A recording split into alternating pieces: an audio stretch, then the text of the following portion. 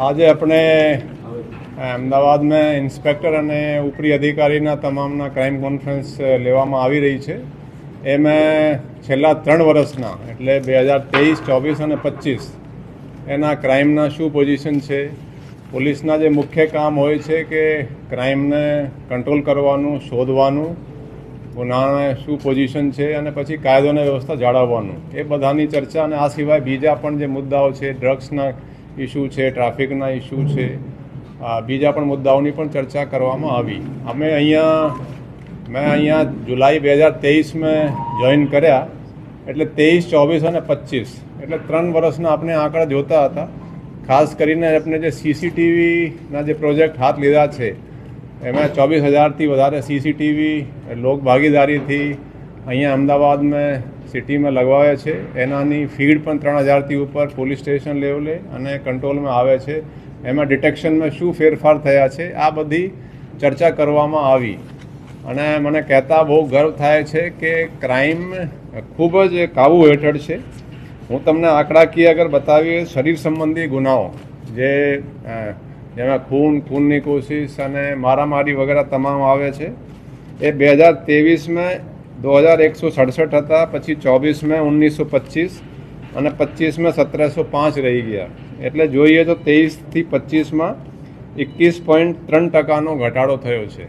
એવી જ રીતે ધાડ, લૂંટ, ઘરફોડ, ચોરીઓ તમામ જે મિલકત સંબંધી જે ગુનાઓ છે એ 2023 5,622 હતા, પછી 2024 4,278 રહ્યા, પછી 2025 3,807 રહ્યા. એટલે એમાં પણ 32.2% ઘટાડો છે મિલકત સંબંધી ગુનાઓમાં. ઠગાઈ અને વિશ્વાસઘાત, એમાં જે આર્થિક ગુનાઓ છે એ થોડો વધ્યા છે. એ 2023 511 હતા, પછી 24 656 થયા, પછી 2025 753. એટલે આર્થિક જે ઇકોનોમિક ક્રાઇમ છે 47% વધારો થયો છે.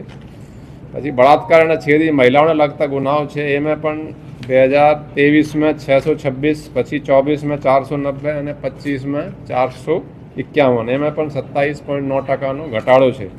એ મુખ્ય આપણે ફર્સ્ટ પાર્ટના ગણીએ, જેમાં બધા જ મેન ક્રાઇમ આપણે ગણવામાં આવે છે. મારામારીથી થઈને, ચોરીથી લઈને ચીટિંગ વગેરેના તમામ મેન ફર્સ્ટ પાર્ટ પોલીસ ગણે છે. એ 2023 12,229 હતા, પછી 2024 10,074 થયા, પછી 2025 9,557 થયા. એમાં પણ 21.8% ઘટાડો છે. એ તો ક્રાઇમની સ્થિતિ. જે ડિટેક્શનની આપણે જોઈએ તો એમાં પણ બહુ મોટા આપણે કામયાબી રહી છે. ડિટેક્શનમાં જैसे ખૂનની કોશિશ વગેરે તો 100% ડિટેક્ટ સામાન્ય રીતે હોય છે, પણ જે શરીર સંબંધી ગુનાઓ છે એ 2023 98.6, 24 99.2 અને હવે 99.7%. એટલે એમાં 1.15% વધારો છે બોડી ઓફેન્સીસમાં. અને જે પ્રોપર્ટી ઓફેન્સ છે, ધાડ, લૂંટ, ઘરફોડ, ચોરી વગેરે તમામ મિલાવીને 23 36.8%, પછી 24 ડિટેક્શનની ટકાવારી શોધવાની 38% હતી, અને 25 47.7%. એટલે 23થી ગણીએ તો એમાં તમામ મિલકત સંબંધી ગુનાઓમાં 10.8%નો વધારો થયો છે. હવે જે પહેલાં ચોરીઓ થતી હતી, ચાહે વાહન ચોરી હોય કે ઘરફોડ ચોરીઓ હોય, એ ડિટેક્શન ઓછી હતી. અને એના મુખ્ય ફાળો તમામ જે અમદાવાદના જે લોકોએ સહયોગ આપ્યા સીસીટીવી લગાડવામાં, એમાં આપણે મોટી સફળતા હું એમને ગણું છું. પછી સુપરવિઝન પણ આપણે કડક કર્યા છે. પોલીસ પેટ્રોલિંગ કરે છે, ડીસીપી સુધીના અધિકારીઓ સેન્સિટિવ એરિયામાં પેટ્રોલિંગ કરે છે. વાહન ચેકિંગ પણ આપણે કરાવીએ. નાઇટ રાઉન્ડને બહુ ઇફેક્ટિવ કર્યા છે. પોલીસ નાઇટ રાઉન્ડ બરાબર કરી રહી છે. એમાં આવીને એક રજિસ્ટર છપાવીને દર નાઇટ રાઉન્ડ વખતે 2 થી 3ની વચ્ચે આવીને સહી કરે છે. પછી સુપરવિઝન અધિકારી નાઇટમાં નીકળીને જોઈ શકે, 4 વાગે જ આવે. જો એ સહી નહીં મળે તો એબસેન્ટ ગણીને એને કાર્યવાહી કરવામાં આવે છે. ઓવરઓલ સુપરવિઝનનો પણ ઇફેક્ટિવનેસ વધારી છે અને ક્રાઇમ ખૂબ જ કાબૂ હેઠળ છે. બાકી આની વિગત તમામ આપને મળી જશે. તડીપારના જે કેસો આપણે જોયા, એ તડીપાર પહેલાં 23 136, 24 152 અને 25 259. એમાં પણ 90% વધારે તડીપારના કેસો મૂક્યા.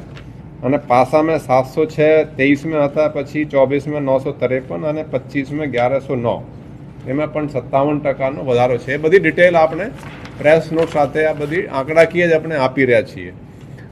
એકંદરે અને લો એન્ડ ઓર્ડરમાં ગણીએ તો આપણે એ પણ ખૂબ જ કાબુ હેઠળ છે. મોટા મોટા ઓપરેશન્સ પોલીસે કર્યા છે. ચંડોલા તલાવના આપ જાણી શકો કે કોઈ ઇસ્યુ બગેર આપણે સ્મૂથલી થઈ ગયા. એટલે હું કહી શકું કે મને 2.5 વર્ષથી વધારે સમય અહીંયા થઈ ચૂક્યો છે અને ક્રાઇમ પણ કાબુ હેઠળ છે અને કાયદો અને વ્યવસ્થા પણ ખૂબ જ કાબુ હેઠળ છે.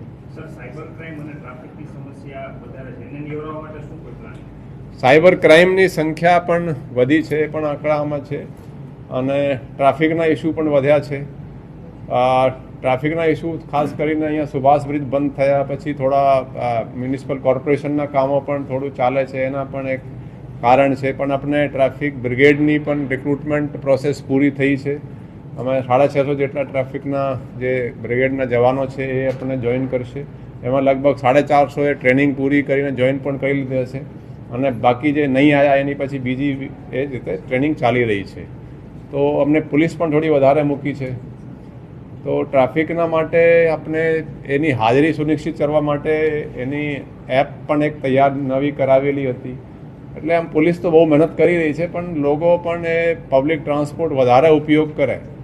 કેમ કે અત્યારે પહેલાં એક ઘરમાં એક જ ગાડી માંડ મોટરસાઇકલો રહેતી હતી, હવે 4 ગાડીઓ રાખે છે અને 2 હસબન્ડ વાઈફ અને બાળકો. એટલે ગાડીઓનું પ્રમાણ વધી ગયું છે, સંખ્યા વધી ગઈ છે. એટલે આપણે થોડી ટ્રાફિકના ઇસ્યુ છે, પણ આપણે એને નિવારવા માટે અધિકારીઓ પણ સિનિયર રોડ ઉપર રહે, ડીસીપી સુધીના અધિકારીઓ અત્યારે રોડ ઉપર રહે છે, એ પણ સૂચનાઓ આપી છે.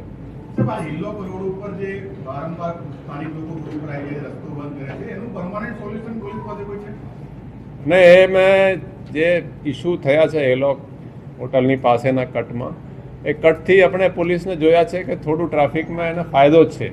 વચ્ચે ઘણા બધા કટો હતા. પહેલાં નિર્માને ત્યાં એસજી હાઈવે ઉપર પણ હતા, એમાં પણ એક્સિડન્ટ થતા હતા, મૃત્યુ પણ થતી હતી. આપણે મૃત્યુના આંકડા પણ રોડ એક્સિડન્ટમાં ઘટ્યા છે. એના કારણ એ પણ છે કે ઘણા બધા કટો જે અનનેસરી કટો હતા, એ બધા કોઈ ઇમ્પોર્ટન્ટ માણસ હોય, કોઈના હોટલ હોય, કોઈના બીજા કોઈ પેટ્રોલ પંપ, એના આગે એમ કટ થતા હતા. એ આપણે થોડા અમુક બંધ કરાયા છે. તો એ કટ બંધ થવાથી થોડું ટ્રાફિકને ફાયદો થયો છે. અને જે લોકો આ કરી રહ્યા છે એના વિરુદ્ધ આપણે ગઈકાલે ગુના પણ નોંધ્યા છે અને અમે પોલીસ કાયદેસરની કાર્યવાહી કરશે.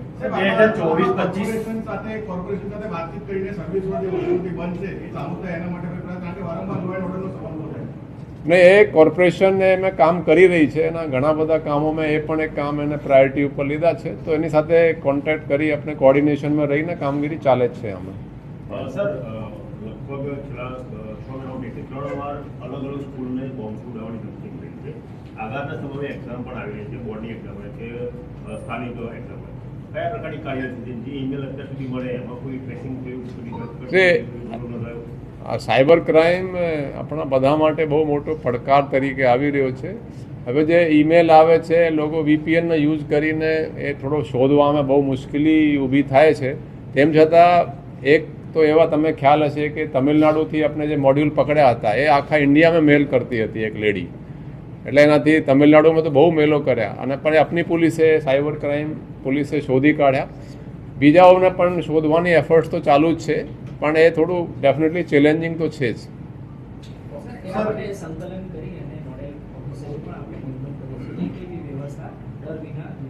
નહીં, આ પરીક્ષા તો વ્યવસ્થિત રીતે થઈ જાય એના માટે ઓલરેડી એક એજ્યુકેશન ડિપાર્ટમેન્ટ તરફથી SOP પણ આવી ચૂકી છે અને અપેક્ષા છે કે વ્યવસ્થિત રીતે પરીક્ષા થઈ જશે. એના એ જે મેલ આવશે એને આપણે કંઈ અડચણ નહીં થાય એ રીતેની આપણે વ્યવસ્થા ગોઠવી છે. સર, શહેરમાં ટ્રાફિકની સમસ્યા લોકો પરેશાન છે. આગામી દિવસોમાં બોર્ડની પરીક્ષા આવી છે, વિદ્યાર્થીઓ પરેશાન ન થાય, સમયસર સ્કૂલ ઉપર અથવા તેમના એક્ઝામ સેન્ટર પર પહોંચી શકે તેના માટે શું વ્યવસ્થા છે? ને દેખો, ટ્રાફિકના અત્યારે લોકો વ્યવસ્થિત રીતે ટાઈમસર ઘરેથી નીકળે, ટાઈમસર પહોંચી જાય અને ટ્રાફિકના તો આપણે જેટલા એફર્ટ્સ કરી રહ્યા છીએ એનાથી આપણે ઓર વધારે પણ કરવા એફર્ટ્સ છે કે વધારેમાં વધારે પોલીસ રોડ ઉપર રહે, ટ્રાફિકના સંચાલન કરે. પણ લોકોને પણ થોડી ટ્રાફિકની એ જે ઇસ્યુ જોઈને સમયસર પહોંચી જાય એ રીતેની અપેક્ષા છે. વલી સર, મ્યુનિસિપલ કમિશનરે જે છે લાસ્ટ જે સંકલનની મીટિંગ કરી હતી એમાં એમ કીધેલું કે અગર પોલીસ તરફથી એન્ક્રોચમેન્ટ્સ કે એસ્ટેટ ડિપાર્ટમેન્ટને મદદ ના મળતી હોય પોલીસ તરફથી તો હું પોતે ઓન ફિલ્ડ આવી જાઉં. સો પોલીસ પર સંકલન ના આપવાને પ્રોટેક્શન ના આપવાના આક્ષેપ લાગી રહ્યા છે ઘડી ઘડી એના ઉપર देखो અડચણને હટાડવા માટે તો આપણે પ્રાયોરિટી રાખી છે. આપણે બહુ તમે જુઓ કોઈ પણ રિક્વેસ્ટ આવે કોઈ બંદોબસ્ત અમુક વખતે એવું હોય દાખલા તરીકે ક્રિકેટનો બંદોબસ્ત આવી ગયો કે અમુક બટ આ રેર હોય જ્યારે રિક્વેસ્ટ આવે આપણે તરત જ બંદોબસ્ત ફાળી આપવામાં આવે છે. આપણે તો એમાં એનાથી પોલીસને પણ ફાયદો છે, ટ્રાફિકને પણ ફાયદો છે. તો આપણે એવું કોઈ ઇસ્યુ નથી કે ક્યારેક એવું ઇસ્યુ થયા હોય.